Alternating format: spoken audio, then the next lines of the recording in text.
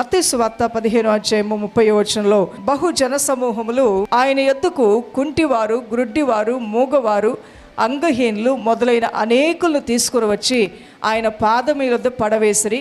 ఎవరెవరిని తీసుకొచ్చి పడేశారు? వాళ్ళు కుంటివారిని, గ్రుడ్డివారిని, మూగవారిని, అంగహీనులను మొదలైన అనేకులు తీసుకొచ్చి ఆయన పాదముల యొద్ద పడవేసిరి. ఆయన వారిని స్వస్థపరచును. ఈరోజు నీ జీవితాన్ని కూడా దేవుడు స్వస్థపరుస్తాడా లేదా? అది శారీరకమైన బలహీనత, అనారోగ్యం ఏది నీలో ఉన్నప్పటికీ కూడా ఇక తీరని రోగం నన్ను పట్టింది అని దిగులుతో, చింతతో నువ్వు కూర్చొని వేదన పడొద్దు. కానీ ఆ రోగంతో నువ్వు పోరాడితే దాన్ని నువ్వు జయించగలుగుతావు. వ్యాధులు, రోగాలు దాడి చేసినప్పుడు భీతిల్లిపోయి ఆ వ్యాధిని మీరు పెద్దదిగా వికృతంగా చేసుకొని అది తలంచుకుంటూ మనసులో వేదన పడొద్దు. కానీ దేవుణ్ణి గొప్పగా చూడండి. మీ రోగం మీ ముందు చిన్నగా కనబడుతుంది. ఇవి నా జీవితంలో లేవు, రావు అని అనుకోవటం పొరపాటు.